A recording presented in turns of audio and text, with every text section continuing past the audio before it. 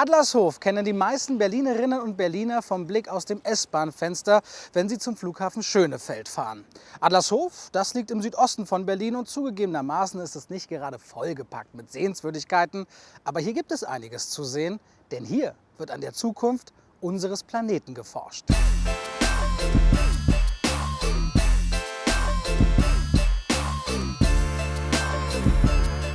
Mitten in Adlershof befindet sich dieser riesige Technologiepark. Tausende Wissenschaftler und über 500 Unternehmen tüfteln hier an der Technologie für die Zukunft. Eines davon ist Solaga. Das Start-up arbeitet an der umweltfreundlichen Energiewende und das mit Hilfe von Algen.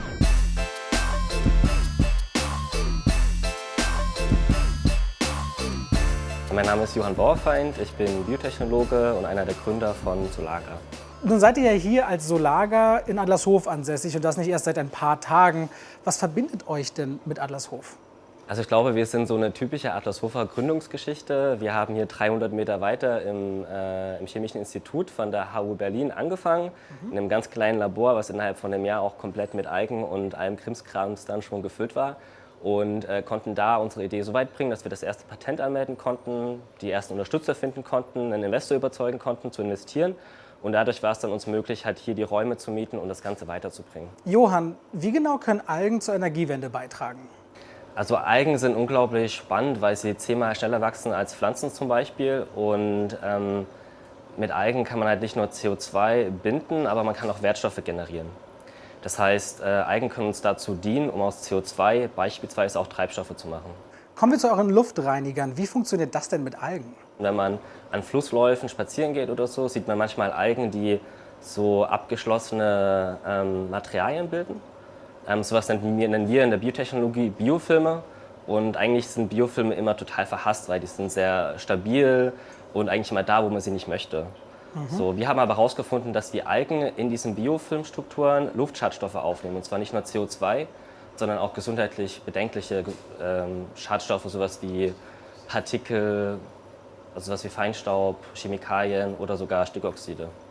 Könnte man also rein theoretisch ganz Berlin an den Wänden und Dächern mit Algenfilmen bzw. Biofilmen zukleistern und dann hätten wir eine Stadt, die nicht mehr luftverschmutzt ist? Quasi, ja. Tatsächlich? Aber irgendwo müsst ihr die ganzen Algen herbekommen. Genau. Wo baut ihr die an? Wir bauen die alle hier an, lustigerweise hier bei uns in Adlershof, hier in den Räumlichkeiten. Das heißt, wir machen Indoor-Kultivierung. Wir haben hier hinten eine Flüssigkultivierung, wo die Algen erstmal angewachsen werden und dann später auf unsere Materialien aufgebracht werden und dann in so Regalsystemen gereift werden. Dadurch, dass Firmengründung ziemlich stressig sein kann, ist es einfach mal gut, irgendwie den Stress rauszulassen und eine Session zu fahren.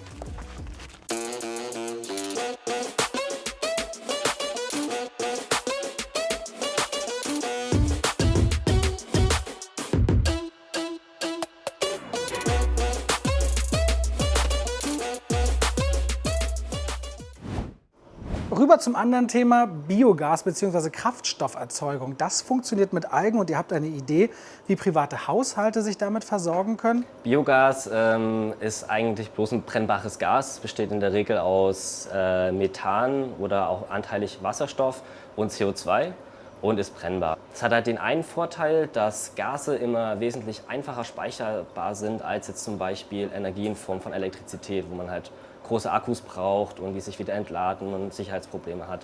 Bei Biogas ist es so, man kann es komplett verlustfrei über ein Jahr lang speichern. Hat denn euer Biogasverfahren Vorteile gegenüber anderen normalen Biogasen? Ja, gibt es einen sehr starken Unterschied. Und zwar, Algen brauchen halt kein nutzbares Land, also keinen fruchtbaren Boden, um zu wachsen, sondern die können in technischen Anlagen, die gut skalierbar sind, angezogen werden. Bei Mais oder auch anderen Biostoffen ist es halt so, dass man immer relativ viel Ackerfläche braucht und dadurch hat man ein großes Problem. Das heißt, die Energiewirtschaft, also die Energieressource, steht im Wettbewerb mit der Futtermittel- oder der Lebensmittelproduktion. Das heißt, das Biogas selbst unterscheidet sich jetzt nicht als Biogas, aber die Effizienz, mit der ihr vorgehen könnt und dass ihr wahrscheinlich auch vertikal quasi anbauen könnt, ohne in Konkurrenz zu stehen mit Anbauflächen, wie du sagst, macht den Unterschied tatsächlich Genau, das macht den Unterschied, obwohl man sagen muss, dass insbesondere was Treibstoffe und Energieprodukte mithilfe von Algen betrifft, das ist ein sehr frühes Feld. Das heißt, bis man da wirklich in ein Segment kommt, wo man auch preislich mit alternativen Gasen konkurrieren kann, das dauert noch ein bisschen. Wo soll es denn hingehen? Was ist eure Vision? Also was uns einfach nicht gefällt, so am Status quo, ist, dass wir unsere Wirtschaft so aufbauen, dass wir Produkte produzieren und dann konsumieren und dann wegschmeißen und das Ganze eine lineare Wirtschaft ist. Wir wollen halt ganz gerne eine zirkuläre Wirtschaft abbilden. Und das bedeutet, dass wir die Produkte, die wir generieren, auch wieder zurück in den Stoffkreislauf der Industrie packen können. Vielen Dank, Johann. Viel Erfolg euch. Richtig coole Sache, die ihr macht. Vielen Dank, danke fürs Vorbeikommen.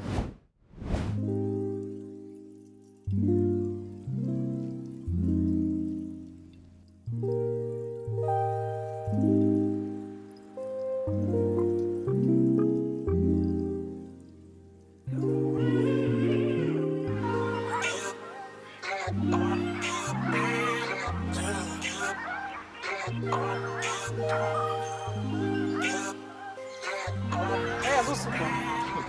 Bist du Adlershofer? Ja, seit 61 Jahren. Seit 61 Jahren in Adlershof. Ja, Das bin hier ist auch geboren. 1959. Ja, Also, ach so, den Anfang an tatsächlich. ja, ja. Okay, was macht Adlershof aus? Ich finde es einfach gut, dass es hier so ein bisschen abseits von dem großen Großstadtgewimmel ist. Also das ist nicht mein Ding. Ja, und hier ist ein bisschen ruhiger, hier ist ein bisschen, hier sagt man gediegener. Belebt, Ja. grün und schön. Korrekte Leute, schöne Ecken gibt es hier auch und eine Biene.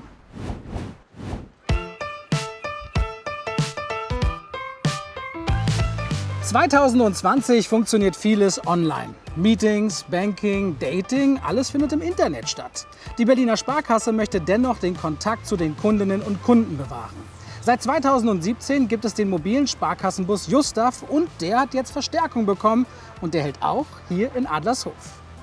Wir sind hier in Adlershof, am Adlershofer Tor, sitzen hier gerade in unserem Justaf und Justaf ist unsere mobile Filiale und bei uns kann man alles machen, was man auch in einer normalen Filiale machen kann. Der persönliche Kontakt zu den Kunden ist für die Berliner Sparkasse besonders wichtig, da wir auch in Zeiten des digitalen Wandels immer noch für den Kunden vor Ort sein möchten, für Beratungstätigkeiten und auch Servicetätigkeiten. Eine lustige Geschichte, die wir hier mal erlebt haben, war eine Verwechslungsgefahr. Da kam ein Kunde mal und hat gedacht, er wäre beim Deutschen Roten Kreuz und wollte bei uns Blut spenden. Explizit hier an diesem Standort in Adlershof am Adlershofer Tor sind wir noch nicht allzu lange. Das heißt, wir sind noch dabei, uns hier ein bisschen bekannt zu machen. Die Kunden, die vorbeikommen, die sind aber erstmal sehr interessiert und fragen nach, was man hier machen kann und freuen sich dann auch in der Regel, dass sie hier einen Ansprechpartner vor Ort haben.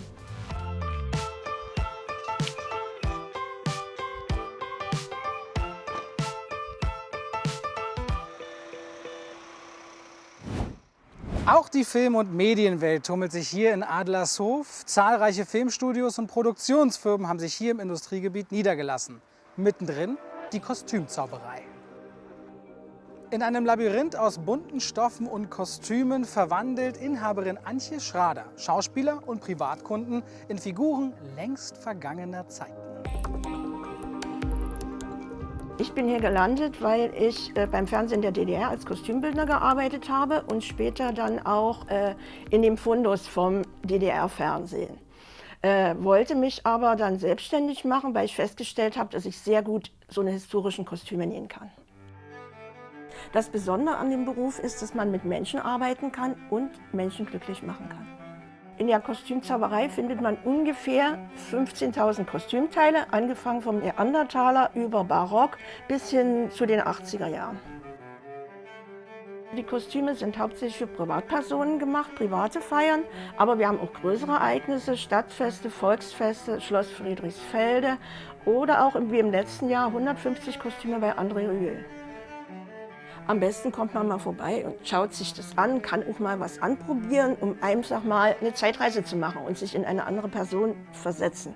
Das könnte mal ein schönes Gefühl geben in diesen Zeiten.